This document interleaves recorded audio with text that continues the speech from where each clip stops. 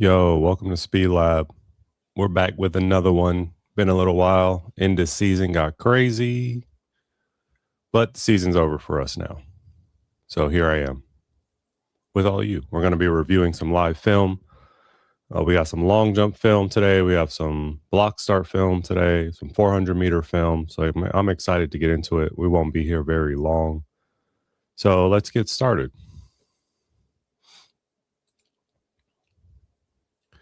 Okay, we got some great film to go over. Great film. Let's see. I think let's go for Rick first. We got Rick here. 400-meter dash by Rick. Okay. So Rick is 50 and having to change his focus back to the 400. I asked him what he changed his focus from. I'm waiting to hear back from him on that. In April, Rick ran 46.4 in the 300. And he's on a journey to run. I mean, I would expect him to run around 61 in the 400. He's currently running 66. So let's see what's going on with Rick. He also wants to lose some weight to help him, and that will definitely help him. Hey, Sarang, if you're here, we're going over your jumps in a second. Just give me a little comment or something to let me know that you're here. We got some jump film from him. But for right now, we have Rick. What lane are you in, Rick? Lane 6. Okay, so 2, 3, 4, 5, 6. So there's Rick, I think. Out here, outside lane. Let's watch.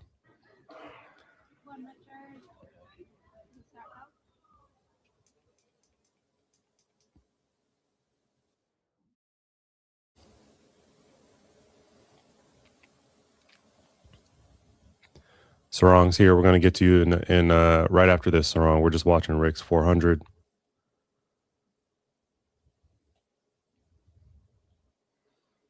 Okay, this distance is already way too much there, Rick. I know you know that, but it's too much of a distance. You waited too long to kick. I know you're having trouble with your kick. Let's figure out how to make it a bit stronger.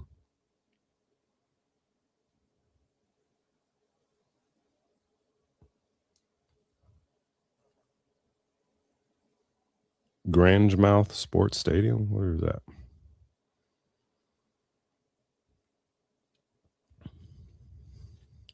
Okay, so I know you mentioned this guy here on the outside of you that ended up passing you. It's 800-meter runner. Probably has a bit better endurance than you, but that's not what helped him, believe it or not. Right? People think the 800 gives you better endurance, and it does, but it doesn't mean you have a better kick in the 400. What's helping him pass you right now is his turnover. You get stuck, long, slow strides. Good form though. But the guy inside of you, look at the turnover, meaning how quickly he gets his feet down. And you're long and slow. Look at that long, slow strides coming down the home stretch, right?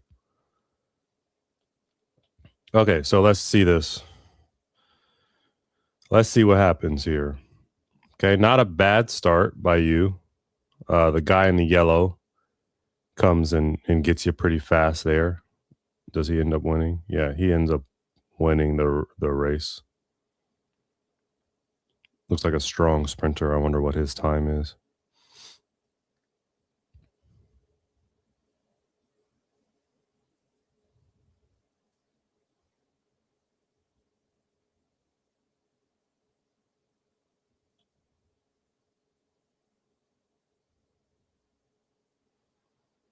Yeah, so I mean, you're doing the common theme that we're going to discuss today, which is not covering a lot of ground when you run. You're going for a bit more frequency.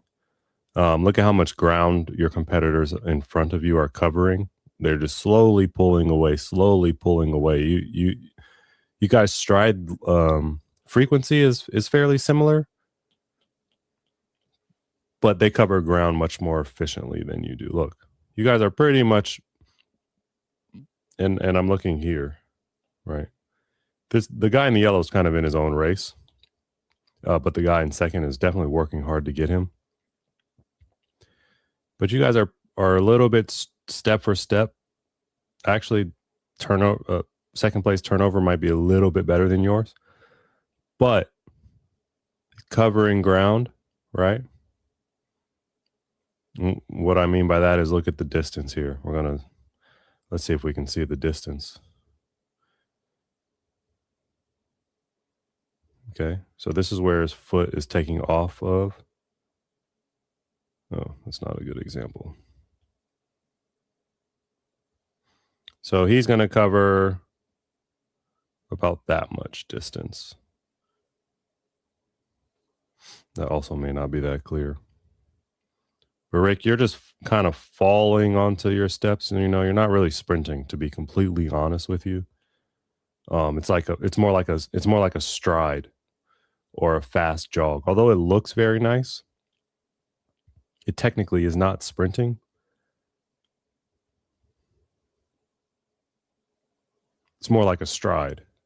Okay, and we can tell that by the distance that you're covering, Rick.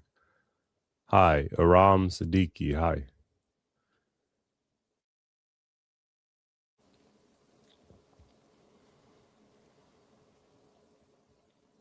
So, but honestly, you held the 800 guy came and got you, right? So I would love to see your 300 meter film, Rick. I'd love to know what changes you made whenever you say you're focusing on the 400. So you made changes. What does that mean? Because we have to determine if those changes are even good. Again, because based on your 300 time, you should be faster than this. Okay. And then we talked about the home stretch here. What you want to avoid that you got into is the long looping strides, right? You're fatigued. I know that. I understand it's the end of a 400. It's not going so well for you. You're going to be fatigued, But what you want to do at the end of a 400, instead of fighting the fatigue like you're fighting now, is you want to fight to keep your turnover. Okay. You want to fight to keep your posture tall, not be sunk into the track, and you want to fight to keep your turnover. And the guy inside of you, the 800 meter runner inside of you, he does that very well. He's fighting to keep looking. I'm looking here now. Okay. He's fighting to keep turnover and posture. He's up tall, turning over. Maybe he's not covering ground as efficiently as I would like to see, but his turnover is nice and his posture is nice. Okay. So focus on that on your last 100 here. All we need to do is replicate that 46 second 300 that you ran in April and add on a 15 second 100 at the end of that, 16 second 100 at the end of that. We're at 62, 61 here instead of 66. You see how long you're getting there, Rick? Okay. So I'm excited to have some more discussion with you inside Speed Lab and understand what you're doing and what you mean by change my focus back to the 400. Let's have that discussion. I think it will be good. And then I know you're trying to lose weight there. So that's going to help you. An interesting story with Dave, one of my clients. I'll show you.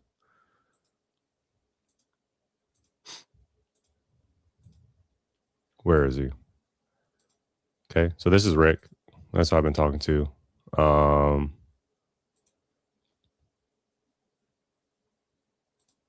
Dave, this is my other client, master's client here, right? We were able to drop under 60 in his 400, and one of his big things was also his diet. So whenever he learned to his best diet for him to lose weight, to be at a good sprinting weight, it definitely helped his 400. So I hope you can find that, Rick, and something we can talk about more inside of Speed Lab as well. Okay. Sarang, I hope you're here. Let's do it. Okay, so Sarang is one of my long jumpers that I've been working with. Where'd you share your film? You must have put it in the messages. Okay. All right, let's see. Sarang, you here still? Let me see which ones we should watch first. Yeah.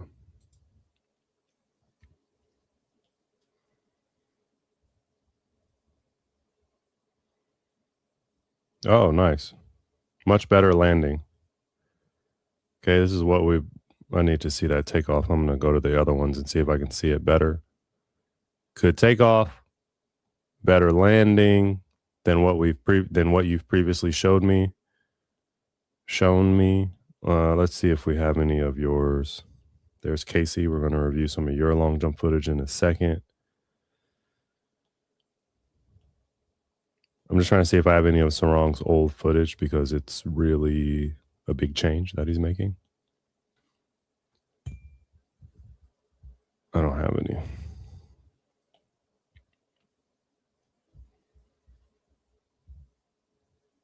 Okay, we have our standing broad jumps.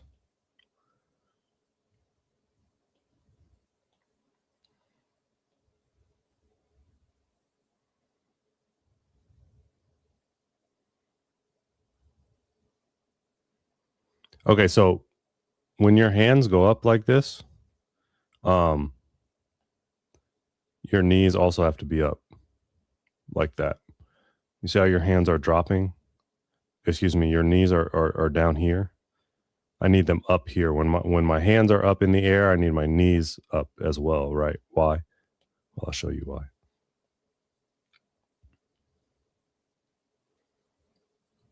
Boom. I need to replicate this position off the board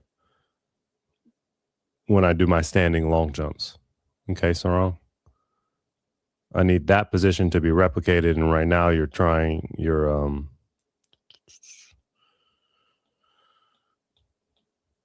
not in a good position here off of the board, and so your legs just kind of sweep through. They drag. You see how your legs are dragging? And then you land straight out instead of being able to collapse into your landing.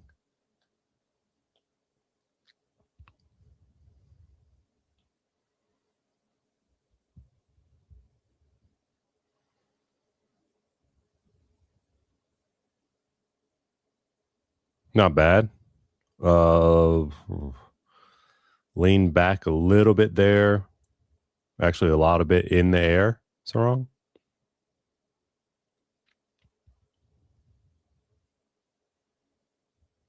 This is good. Okay, so one other change that I need to see is this is great. Now in this position, I need both these arms to go up in the air before they reach out for your feet. Okay. Right now, your arm is just kind of punching through here. I need it to go up. And then again, this is going to create our chair pose with our legs. And then when we reach for our feet, our legs will extend out like that as well. Okay, Sarong, hope that makes sense. Much better landing. Now, you're going to start to rotate backwards. Why are you going to rotate backwards? Because you're reaching for your feet with your shoulders and arms, but I need you to squeeze your core. Core squeeze. This will bring your chest down to your feet, and you won't fall like this. Okay, you're falling out of the air like that. Boop. And now you're rotated back. All your energy is shifted back that way because you're not engaging your core. That core is going to squeeze your chest and bring it down so that landing looks much more efficient. And you don't fall like that. Okay, look at how much distance you're losing. Actually, it's not horrible. It's just maybe not great for your back.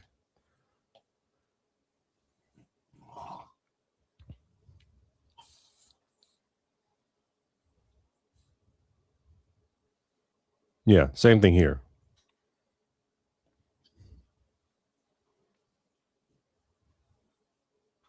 Hands reach up a little bit better here. You see how this boom. This arm comes a little bit up instead of swinging straight through like you did on your other one. That's good. Chair pose. Nice. Again, this is what we want to see off of our standing long jump so that we're able to finish a bit better. but then you don't squeeze your core once again and you just drop out. So we need to be doing some core work, some V-ups, some hanging leg raises. Okay, Sarong? This is all stuff that when you ask me for your next week's program, make sure you include to ask me about the core work, because I'll forget. But if you ask me, I won't forget. Okay? So we need core work on top of your next week's plan. Really learn how to use those psoas muscles, PSOAS. Look up what a psoas is. You need to strengthen it for sure. Okay, Sarong? I hope that makes sense. Okay, let's see. Okay. We will do Sean next, and then we'll go with Casey. Okay, so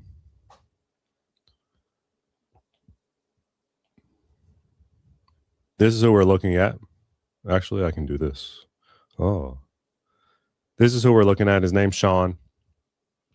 Tall sprinter. Needs a lot of work. Let's see. We're just going to watch first.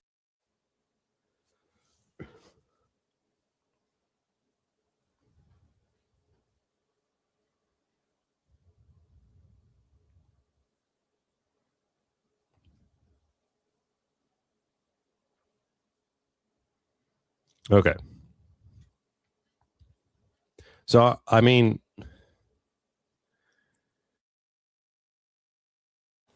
excuse me. Sorry, I have a little bit of allergies going on. Okay. Sean, what a great start. Okay. So, like, if you can carry on what you started with, and no pun intended, start, the race is going to completely change for you. Okay. And we talked about going sub 11. If you can run the rest of your race, like these first 20 meters, then sub 11 is probably possible for you. However, when you stand up to sprint, things change significantly. We're gonna the concept and the most important piece of this is covering ground. Okay, that's the concept that we're going over. You don't cover ground well, despite the fact that you're tall. And that's going to be one of your biggest advantages, is how much ground you cover, right? Your disadvantage is going to be the time in which you cover that ground. Okay, that's the speed equation, is most amount of ground covered in the shortest amount of time. When you're taller, you cover more ground. It usually takes you a bit longer, i.e. Usain Bolt. When you're shorter, you cover less ground, but it takes you less time to cover more ground. So, okay, so let's look at this start. This is great. Open hips, right? What do you mean by open? I mean, you can still get more open than this. So whenever someone says be open, what they mean is you should have some sort of stretch. Okay.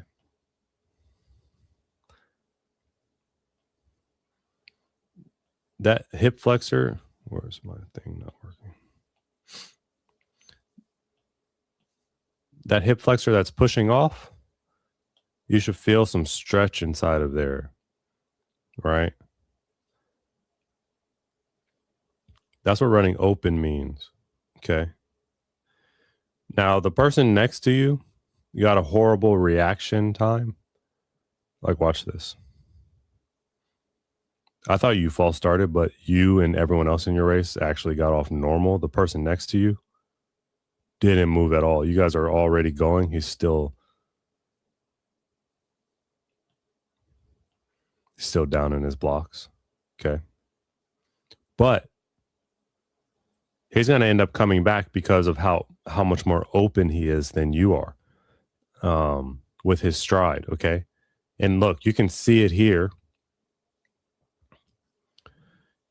Okay. Again, I'm looking at this young man right here. Look at how he pushes off and he floats down the track. He hits the ground, he pushes off. That one wasn't as good. Look at that, floating, floating, floating, and covering forward distance. Okay, now let's look at you, Sean. Sean is here. Okay, now let's look at you. When you push off,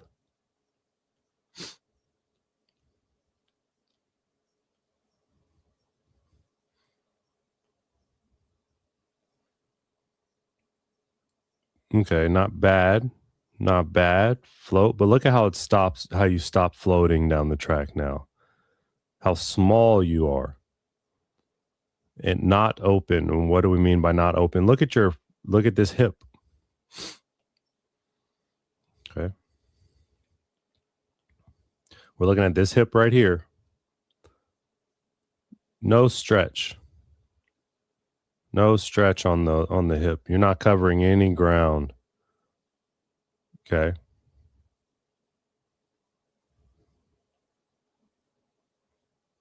But look at this.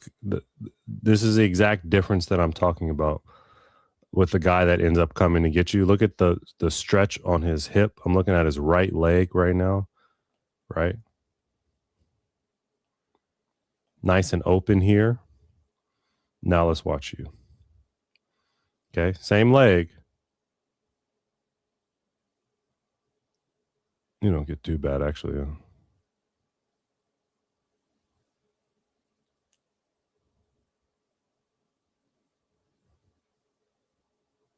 But the further you get down the track, the less float over the ground you have. The less stretch on that hip. Your right leg, your left leg is the one. We talked about this actually, where one of your legs is better than the other. Right? These are tight hips, not creating a lot of forward force to go down the track. Look at how much less time you spend in the air covering ground. You're so quick to get back down on the ground that you don't even really push. Okay. So let's look. All right. Now let's look at this foot when it pushes off the ground. How much time do you spend in the air? Covering distance. Can you see that? You're at 9.865 before the other foot hits 10.01, right? Now look at your competitor who's coming to get you. 9.88. Look at how much bigger of a step he took, right? And he's shorter than you are. 10.01. So it's the same time in the air. Same time in the air, but he's covering so much more distance than you are in every step. Okay. Let's see if we can see this actually. Boom. All right, I'm looking here. He just stepped on this white line.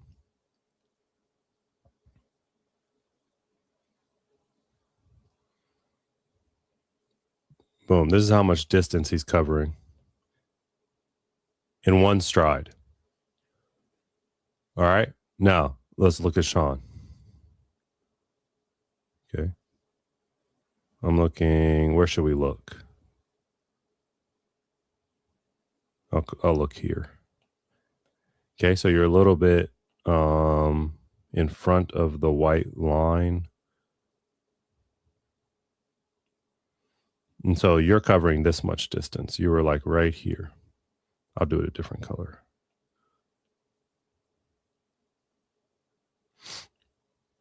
All right.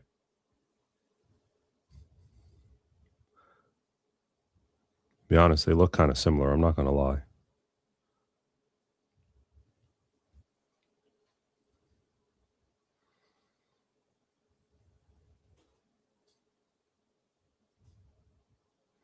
But it's so apparent. Look at. Obviously, at the end, it becomes more exacerbated. It becomes exacerbated. a bigger deal at the end of this race.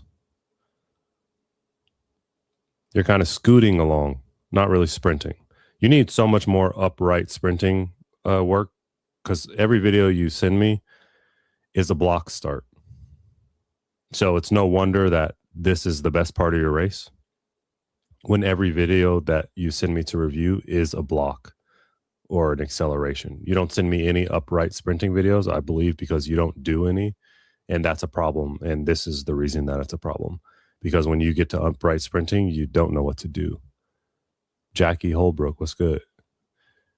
How's it going? If you have film, I would love to review it.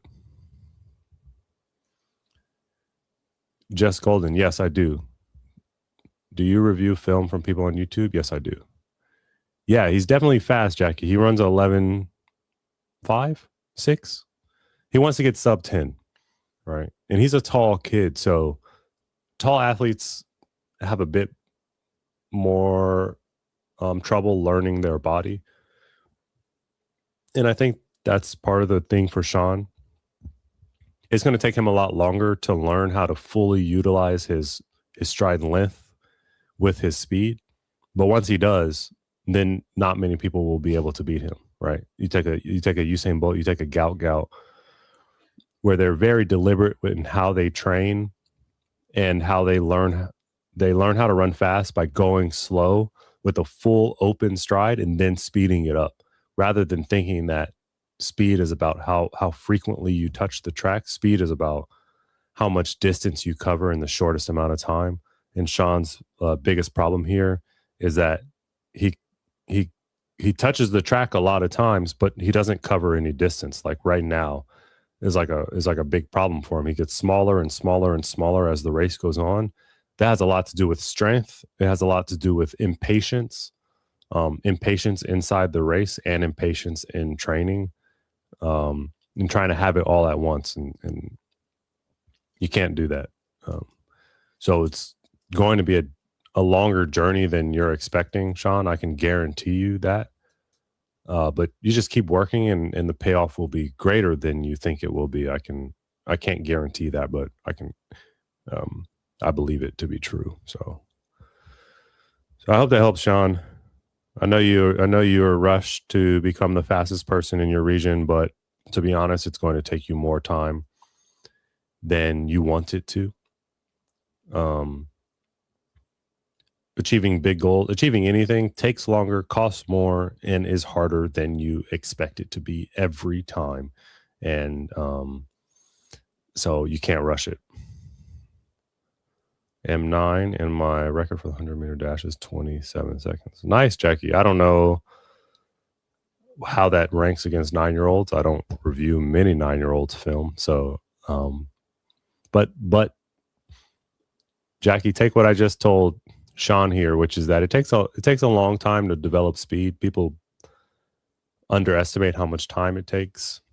And that's why when you're 9, whenever you become 16 or 17, like Sean is, you're going to be so much ahead of your competitors because you've been doing it for so long. Okay. How do I send it over? Just Golden, just click the link in the description. It's going to take you to my my Speed Lab school, and you can share it there. I'll show you right now. Okay. So this is Speed Lab. You'll come here. You'll post, please review. You'll insert your film, attach it or whatever. And then you'll select the film category, film review, post it, and then I'll be able to review it for you.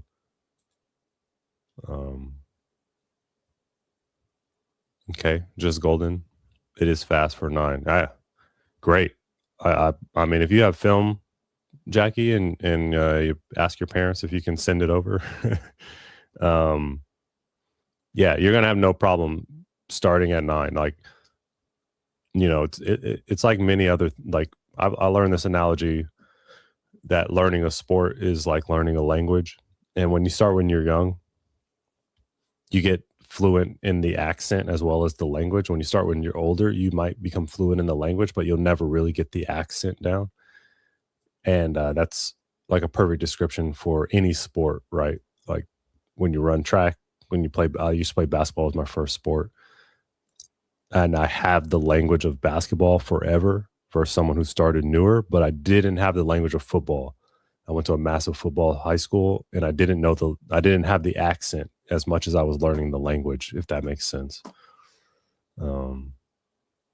I think the record is 23, Jackie says. You run a 27 at 9 years old and the record is 23. Yeah. Yeah, keep working, Jackie. Keep getting faster. You'll get older and you'll get stronger, bigger, faster, all those things. 4 seconds sounds like a lot, but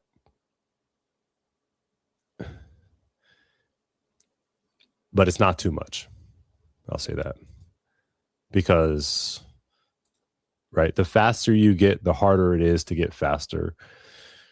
And you're young. And so 27 to 23 second drop isn't huge, but a 23 to an 18 second drop is big. And then 18 to 12 is massive. And then 12 to 11 second drop is even bigger, even though it's a smaller difference in number, different increment, that kind of thing.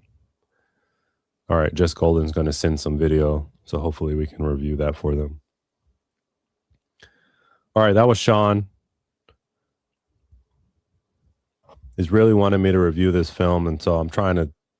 My biggest advice, Sean, is that another thing you said to me is that you're coming back from injury, and so some practices you can do and some practices you can't do. The best advice I can give you for injury is that you're either injured or you're not. You can't be 50-50 in track and field.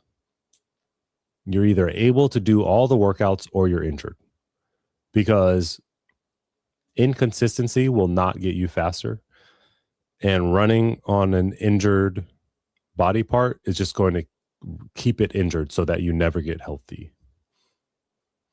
Okay. And you have to do much more upright sprinting. I don't believe you're sprinting enough.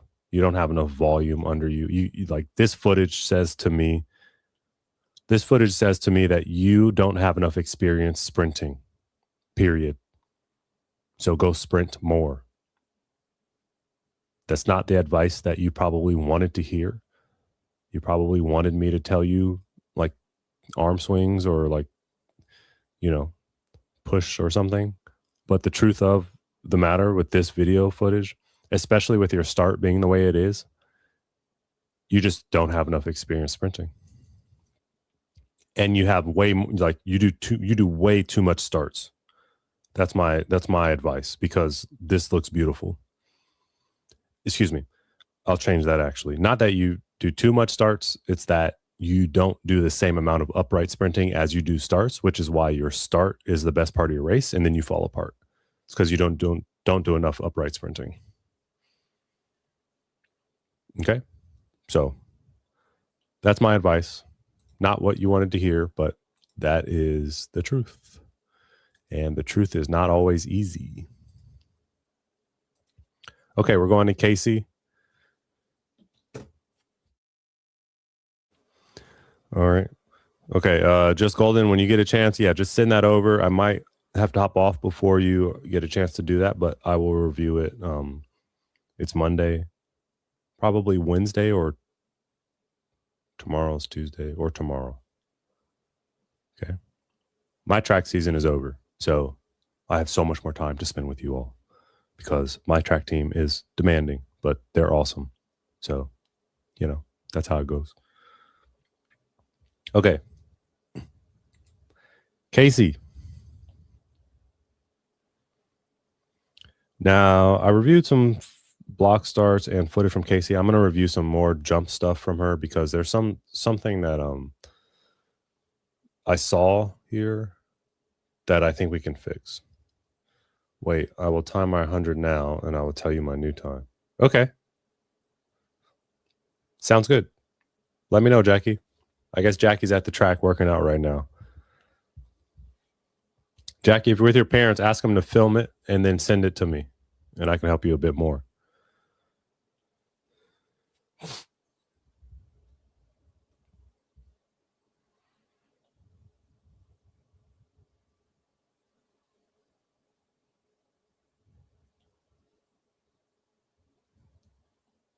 There was Casey that just went flying by the screen.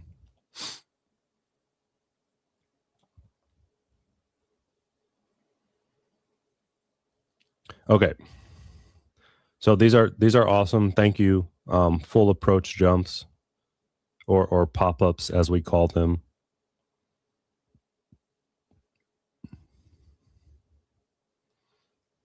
Okay. So there's Casey back there. 1, 2, 3, 4, 5, 6, 7. On a 7-step approach. Is that right? Did I count that right? Hold on. 1, 2, 3, 4, 5, 6, 7.5 step approach. Okay, Case. Nice. Nice penultimate. Okay. Flat. Hold on. I need to hear it because you should be able to hear the penultimate. Oh, Casey. Casey's here. 8-step approach.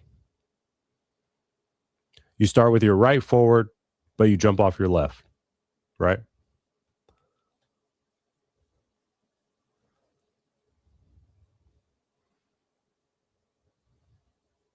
Yeah.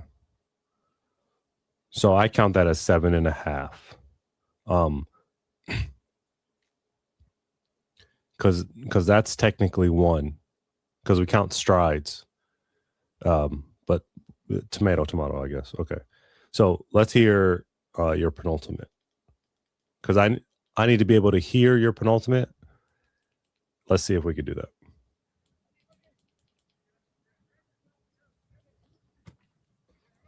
Okay, so I can't hear that. I need to be able to hear it, if that makes sense. I need those to be powerful, 2 flat, powerful steps. But if you can carry your speed through that, then that's the best thing. And there's a drill that I wish I could show, and maybe I need to share that with you.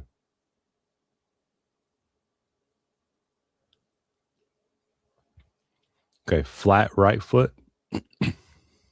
I think it could be a bit flatter, more flat. Okay, I think that's why we couldn't hear the penultimate, Casey. We can hear the left foot, but I need to hear the right foot also. Okay, so I need that right foot flat on takeoff.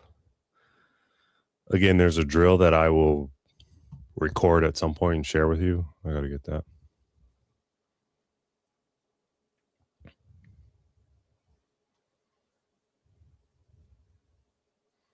Okay, so this is great position off the board, Casey, but this we have to get rid of. Okay, you see how the left arm begins to cycle right now. It's coming over the top, punching over, right? So you're already beginning your cycle before you even get off the board. And I need you to punch the arm and establish the height. Okay, I'm looking here. I'll show you what I mean too. Okay, I'm looking at this arm. Look at how it comes around this way to punch up, but it's because you're trying to cycle before you. But this is all before you've even gotten off the board, right? And my coach would always tell me the first rule of long jump is to establish your height first.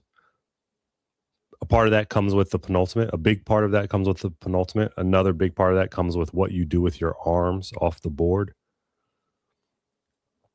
Okay, and so you're already cycling that arm off the board. Can you see that, Casey? Here, let me show you. Let's see if Sarong did it correct.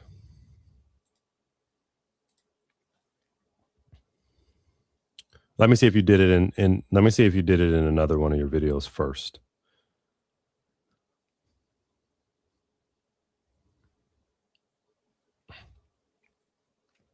Yeah, you do it in this video too, right? You're trying to go straight to your landing before you've even gotten up off the board. Okay, Just Golden, I got you. I accepted your request.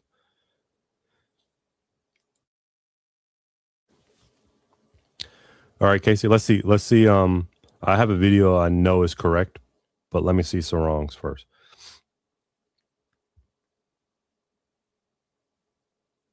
That's not bad at all. Okay, look at how he punches directly off the boom. It's the same running. It's his running motion, except for he flat. Let's see if he's flat. Let's see if we can hear him.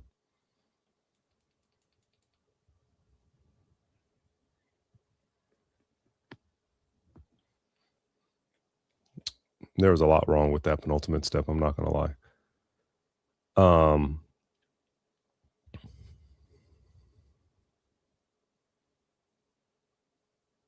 But he punches his arms well. Okay, so I'm gonna show you this video of one of we looked at it together before. Casey, it's one of my athletes who ended up jumping very far this year.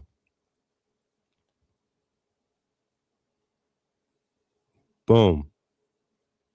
Punch off the board and then cycle through. Okay, but you have to establish your height first. Punch that arm up. Okay. And Casey, right now you're coming through here. Like a choo-choo train, right?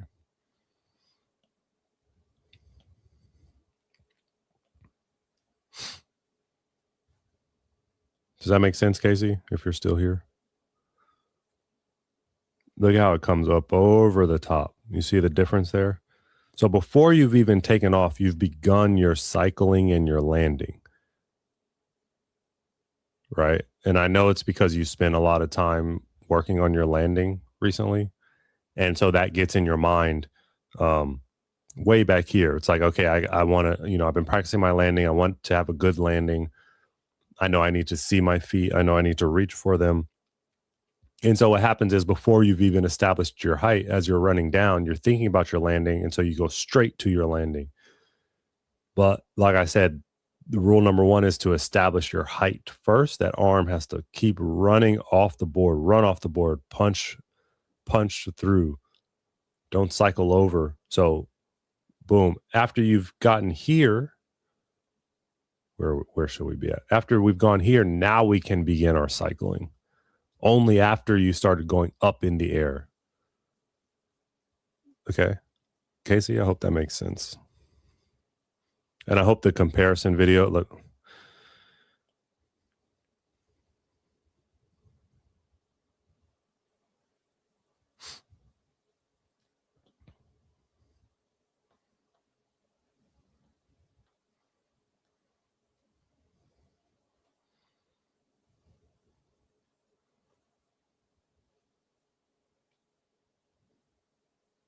Okay, I hope it's clear in this comparison video. He just runs right out. Like there's not much difference in his form from running to takeoff.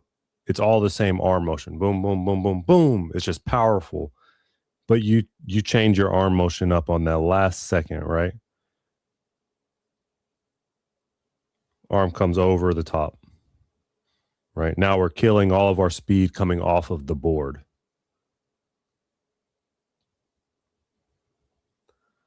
All right, Casey, if you're still there with us. Jackie says, no way, I got the state record. So you ran 100 meters in 20 seconds. Congratulations, Jackie. If you got film on that, please share it. Your left arm. Right? Look at your left arm. Look at how it comes over the top. Okay, you're running, you set your jump up, but then you come here instead of continuing your running motion and just coming there to punch. It's called a blocking motion. You need to block, and then I begin my cycle. I run, block, begin my cycle. Right now you're running and then cycling off the board. Okay. Yeah. I hope that makes sense.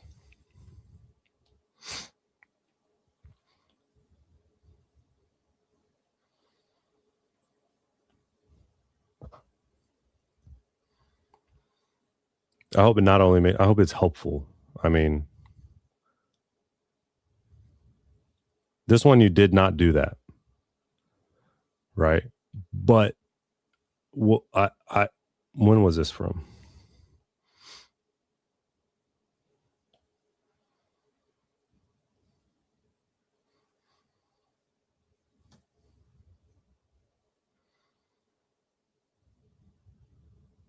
This one you did it.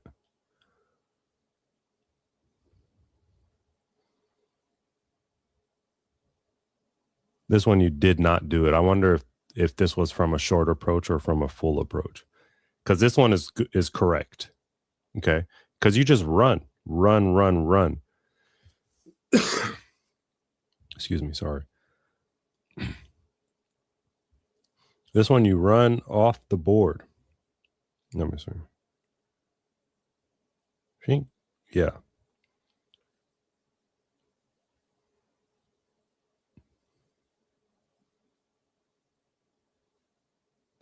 Yeah. I'm struggling to get my left arm to do that block. So very easy thing to practice is just skipping, but skips for height. I want you to skip, but as high as you can and work on blocking your arms while you're skipping. The other drill that's my favorite is called the penultimate step drill, where you just repeat your penultimate step almost like a hurdler. 1, 2, 3, 1, 2, 3, 1, 2, 3, 1, 2, 3.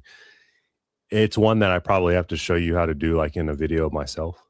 Because it's kind of hard to explain, and not only hard to explain, my athletes have found it a little bit difficult to master as well, right? I've been doing it so long that I don't remember necessarily learning the drill, although I know the drill and I know its importance. But when I teach my athletes, they have a little bit of problem picking it up. But once they pick it up, their penultimate step becomes so much better. And it's something that I need to record for you, Casey. And now that I'm not in track season, I can actually go spend some time running myself and jumping myself as opposed to coaching all my athletes. Okay. But the more simple one is just skip for height. Skip, work on the block. Okay. It sounds like you're maybe familiar with what I mean by blocking, because you mentioned I'm struggling to get my left arm to do that block. But it's very important for a long jump. If you wanted to triple jump, then this arm is acceptable, right?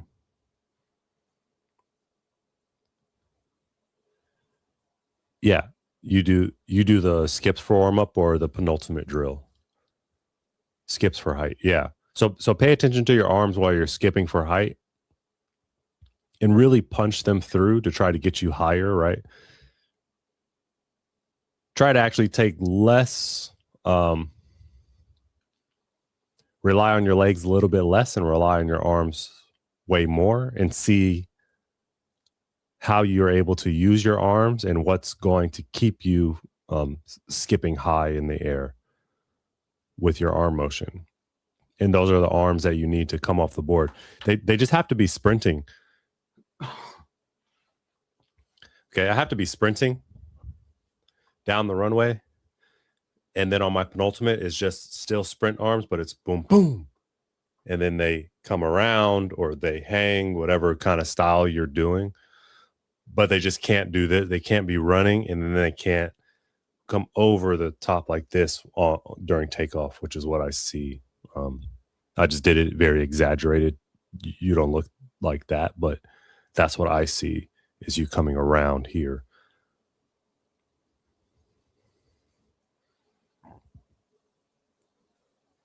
Mm-hmm. And look at your eyes, right? You're telling me everything that I need to know, which is that you're thinking about your landing because you're staring at the sand, right? Those need to be. Let me. Yeah, look, you're kind of looking at this. Actually, maybe it's just because I can't.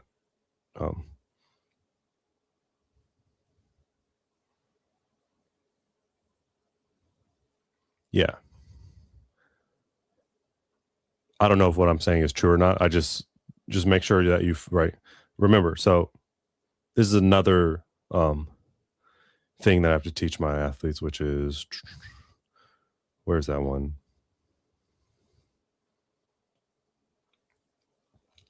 Okay, so anytime when I'm back here and I'm getting ready to jump, I'm at my mark. Right now, my focus should be out here.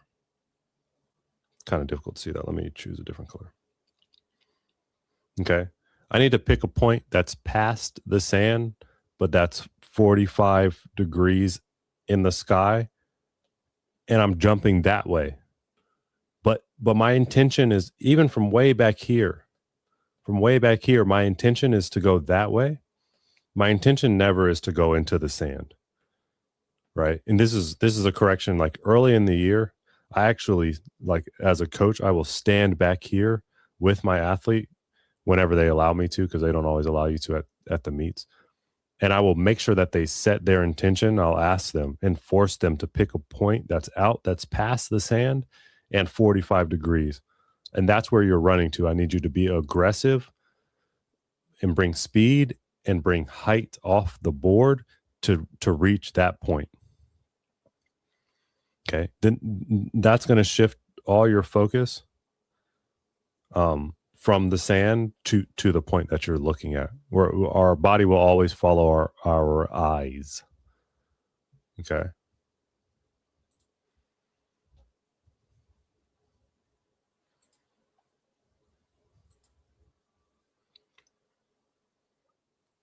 All right. So we got, so a little bit more. You're probably right. Yeah.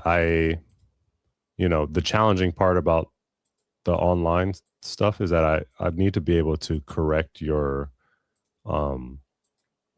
form instantly.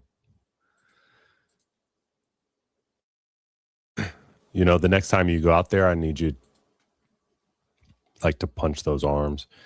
And I'm trying to figure out the best way to say it to make it stick for you. So that when you go out there on your own the next time for jumping, you understand what I mean by punching your arms and by setting your intention 45-degree angle down the track. Okay. So I hope, that was a little helpful there, Casey. You share some block start stuff we're going to go over. I just very quickly, let's see.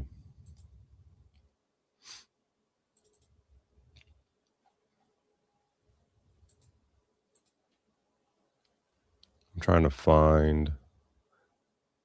Okay.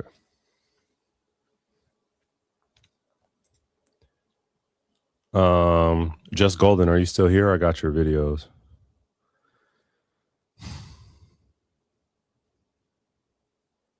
Okay, let's see, Casey. Let's see the starts.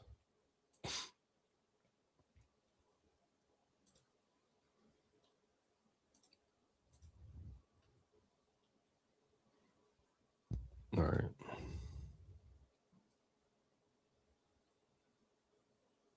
Yeah.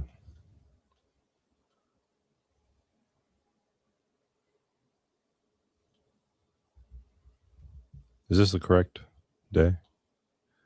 I know. Yeah, this is right.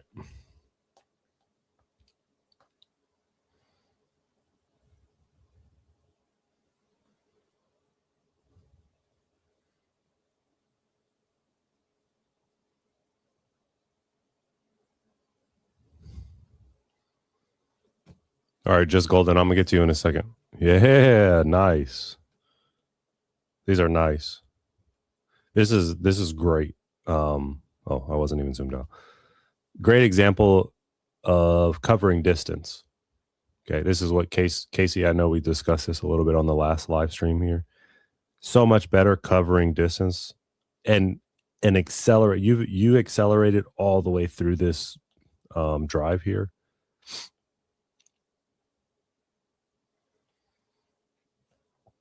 You accelerated all the way off of the blocks, right? Like this Like I'm gonna set up a comparison in a second from your old film.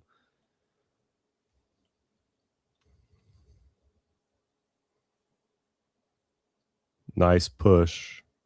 Look at how open that is. Boom, boom. Stay open. Create that stretch. Nice and patient. I want you to be a little bit more patient on this transition phase to upright speed. It looked like you checked up here, like you looked up, you realized maybe you weren't as far down the track as you thought you were, and then you look back down to continue your drive phase. Just let the wind bring you up, the resistance from the wind.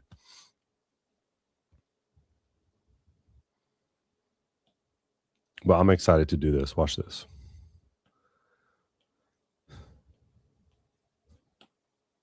So this is from May 25th.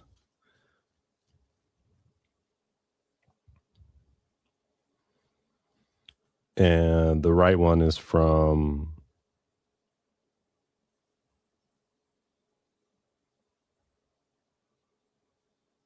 wait, is that right?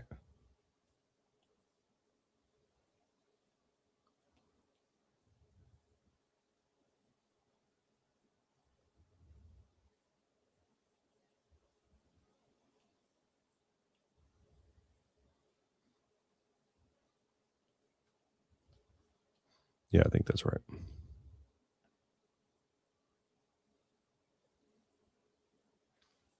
Let me see. Sorry, Casey, hold on. I'm pretty sure that's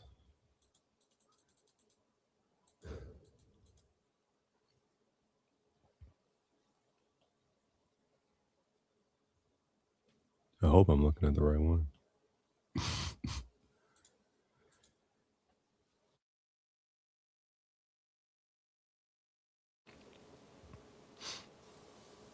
Let's look at this one too.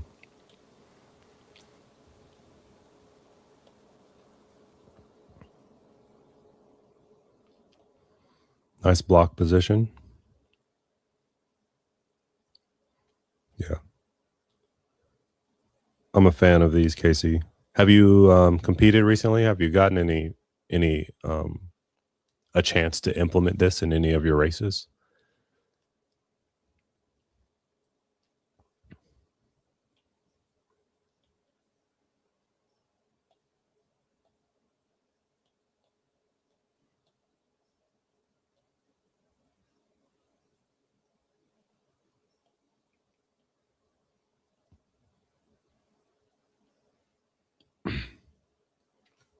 Okay, this is from May 15th.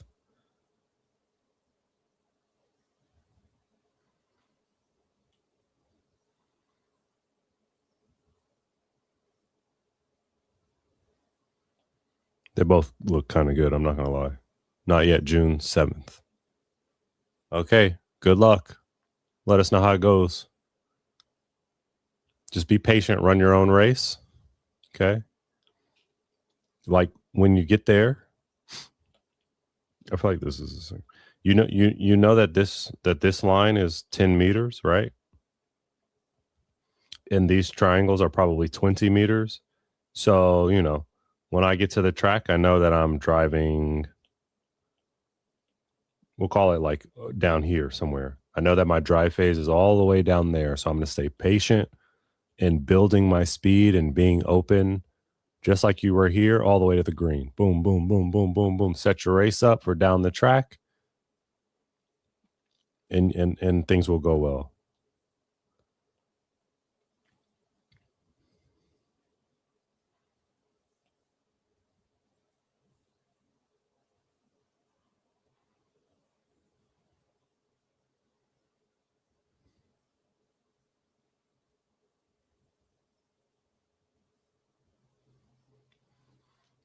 Nice. Nice reactivity to the ground. Nice. Look at how stiff nice stiff ankle, right? That's a little spring. Boing, boing, boing. Nice. It's probably why you're also a great jumper. I mean, sprints and jumps go hand in hand, right?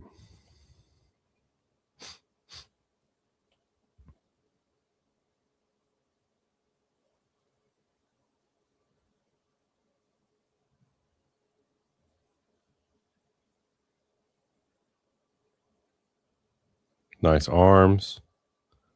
Good drive. Nice, Casey. All right. Good luck this coming week. Let us know how it goes. Hopefully it's helpful. You have any more questions, let me know. All right. Just Golden. Let's get it. These will be the last two, and then we'll get out of here. Just Golden is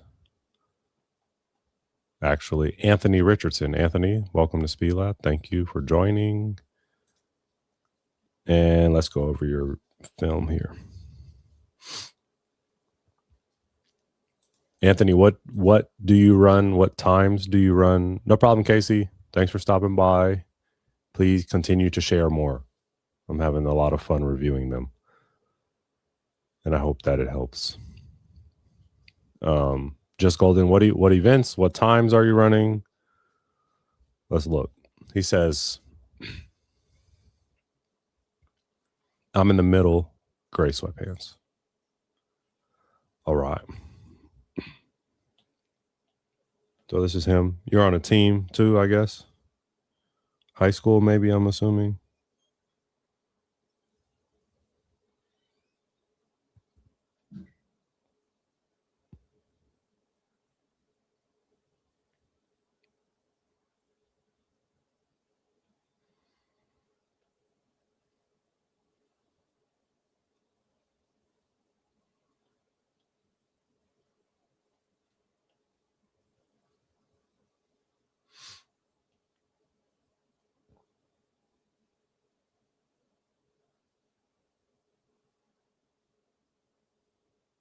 You look like you got some speed there, Just Golden.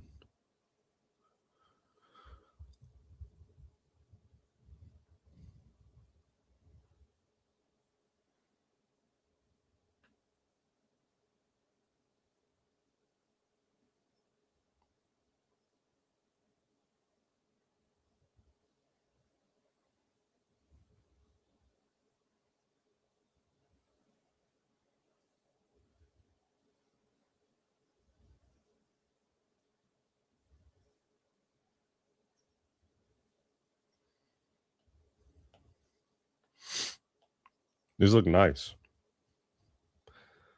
We run like a 10-7, 10-6.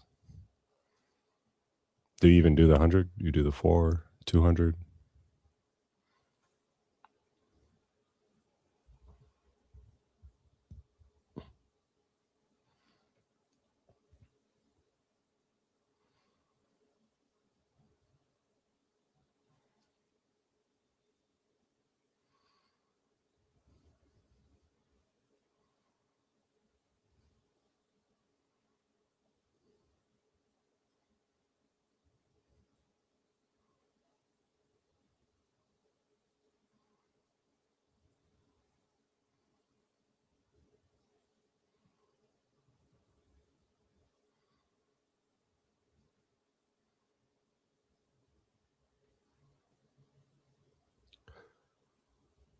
I'm a 200, 400 guy, 2278 indoor, 5140 from last year. I've been held up by injury, so my coach made the call to let me rest the latter half of the season as a precaution. I understand. What injuries? I feel like I made a lot of progress this year. I just didn't get to race, so I'm not sure. Yeah, that makes sense. 2278 and 51.4. So you're a better 2278.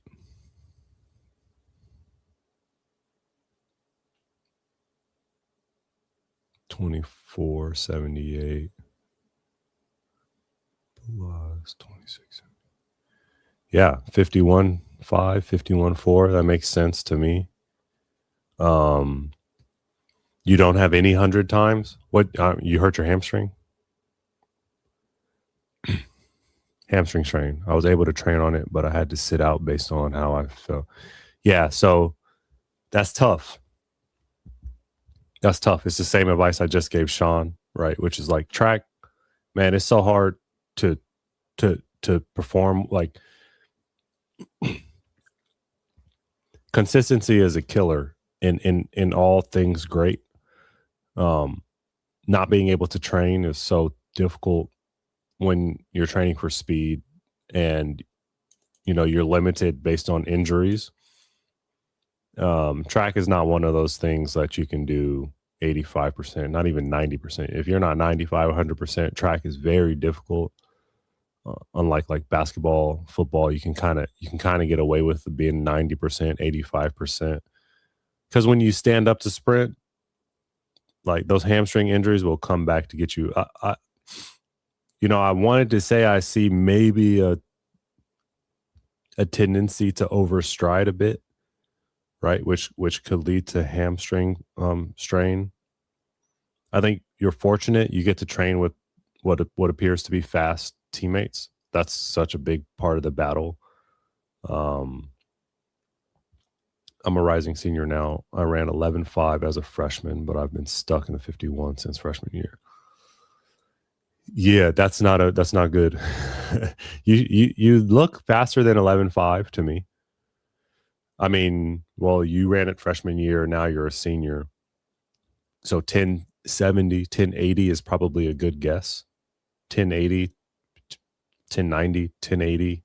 I'm going to say 1080 is probably a good guess for you in terms of the 100. But that means that, let's do some math real quick. So let's see.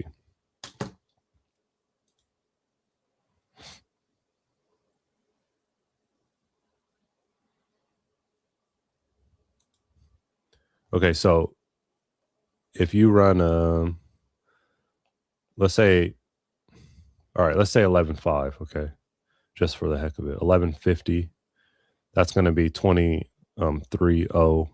That's going to be 25 plus 27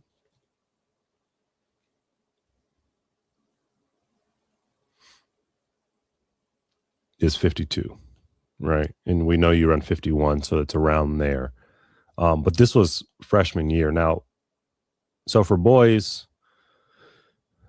you especially for high school boys, you should get stronger and faster the older you get. If you're staying where you are now, that's a problem. Do you know what their teammates, you were racing with two teammates, do they run the 100? And do you know what times they have? Let's just go with it. Let's say that over the 4 years you were only able to improve your 100 time by 0.5. So we'll say 11.0. And to be honest, from what I've seen, you probably are faster than that. Yeah, okay. The one on the left of me ran 1078 this season, and you were beating him in the example. I know it was 40 meters, but we'll go 1080. Okay. 1080 should be 2160, 200. All right. So that means our first split in the 4 should be around 23.6. Our second split in the 4 should be around 25.6. So that's going to give us a time of 49. Okay, so this is where you should be in the 400. I would honestly guess that you could go faster than that. That's just my intuition here. 2278 indoor is not too far, like, given that you have a full outdoor season and given that you continue to train. Indoor is always more challenging. I don't know where you live, but in California, indoor season is short, outdoor season is long. You really have time to grow from something like a 2278 indoor into a 2160 outdoor guy if your training is correct, and if your programming is correct, if your strength training is correct. Do you do strength training, football, any other sports, weight training, basketball? This is going to be a longer conversation that I think we need to have in the school here, because I don't know why you are running 51 for 4 years in a row in high school. That shouldn't be a thing, you know?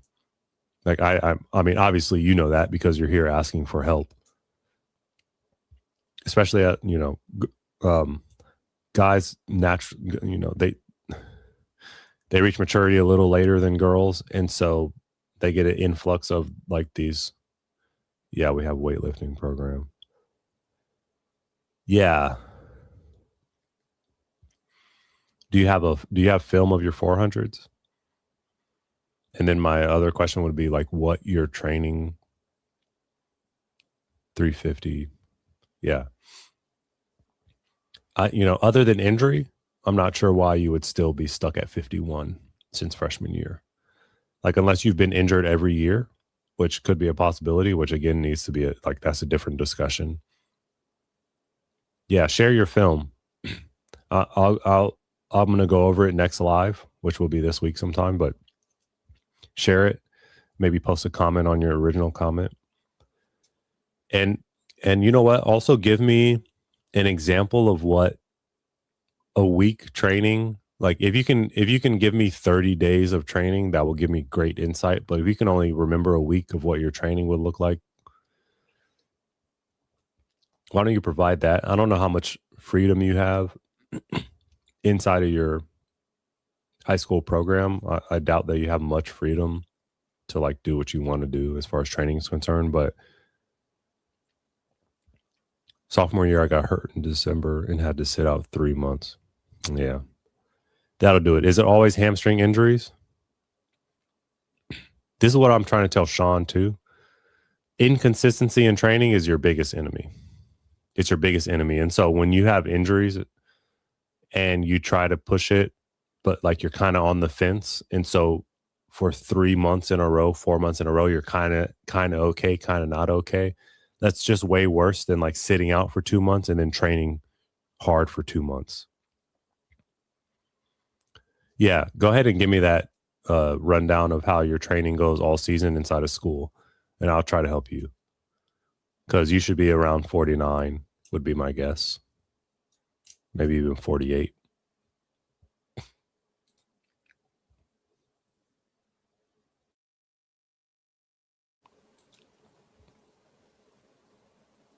Okay, I'm excited to work on this problem with you and figure out what's going on. Because these look great. Again, maybe I didn't add it to stage. Because these look great. Maybe a tendency to overstride just a bit, which again will lead to hamstring problems. You know what? I actually have a band routine that I'm going to put on school that I believe will be helpful for hamstring injuries. Like just here, you overstrided just a bit here, right? Letting that foot hang out in front of you. Look at your teammate.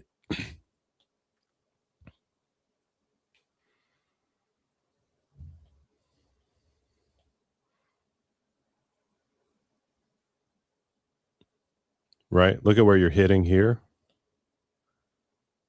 And then look at your teammate in the black next to you, where he hits.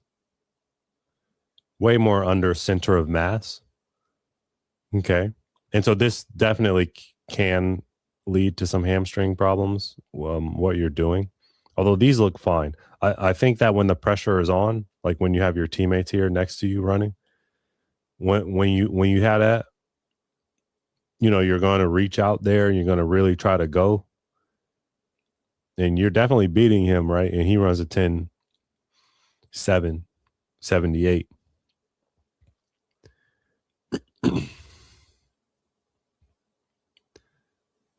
So these look good. Good. It just comes out every once in a while. I see you let your foot hang out there instead of snapping it back under the hips. But honestly, I would need to see a little more to know. Okay. So give me those videos. Give me a rundown of your season, and let's discuss how to fix it inside of school, and then also when I come on live. Wednesday I have something. So either tomorrow or Thursday, we can go over it some more and I can help you figure out what's going on. Okay.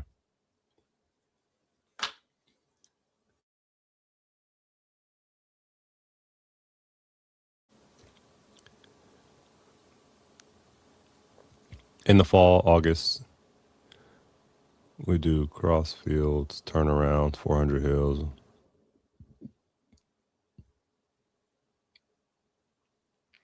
October, January, move to 300 repeats. Sounds good to me.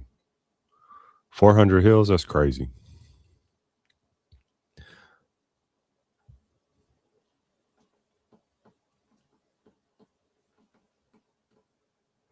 So you're a track all year guy, right?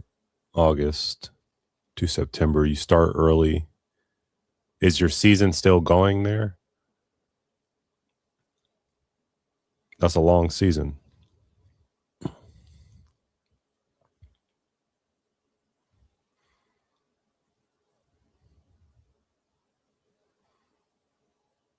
Pretty much the same type of workouts through February.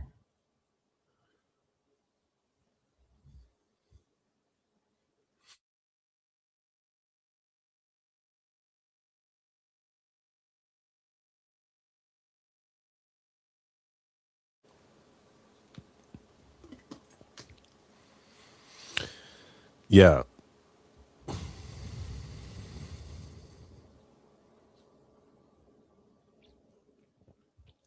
And then March to May, the workouts get shorter, faster, and more race specific.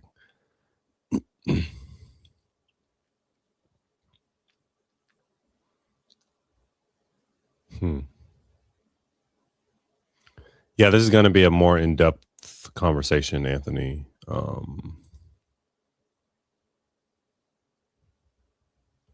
I was football track until sophomore year. This was my first year track year round.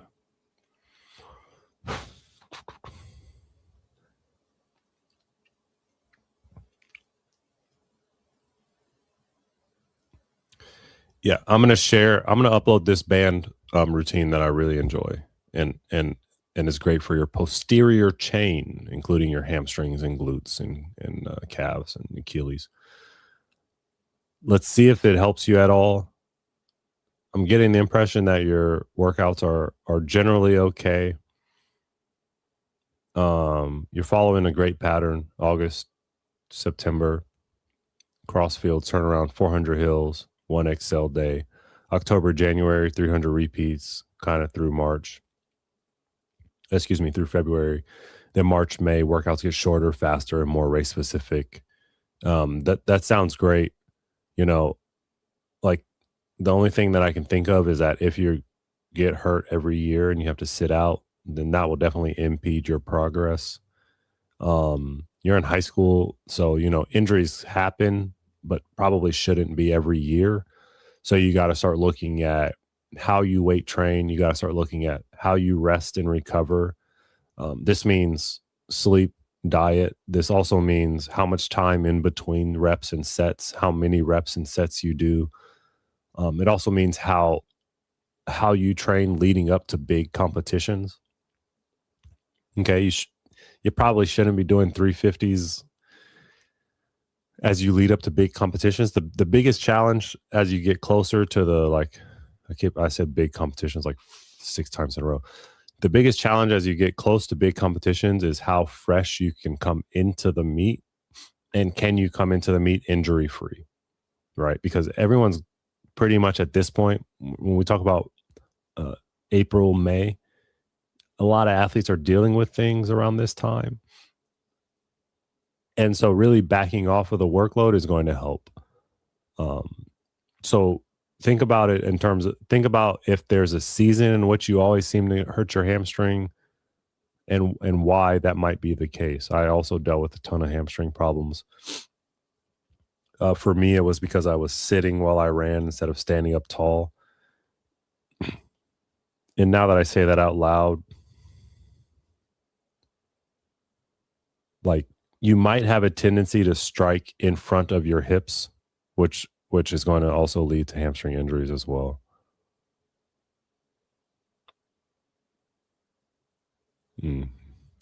Yeah, that'll do it. Anthony says, yeah, the week I got injured in April, I had 3 meets in 6 days while training in between. That'll do it. You know, you really, sprinting is such a crazy, it's a science that people try to fight all the time, but you're not going to win. but it's like a category that you won't win.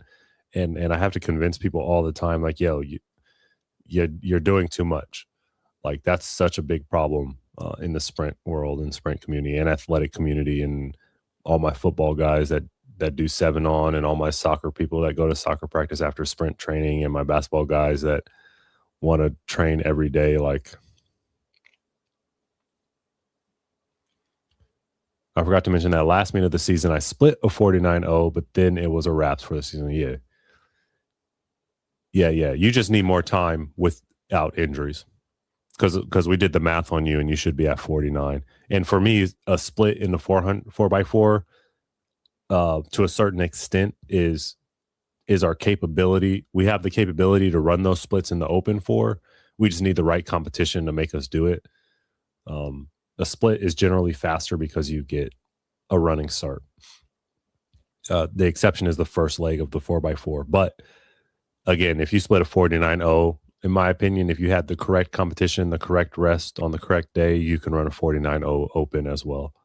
You know, I assumed you should be a 49-0, if not probably 48. Definitely not a 51. Yeah. Heart FC, Heat FC. How do we send the vids? Click the link in the description, and then you'll come over to Speed Lab.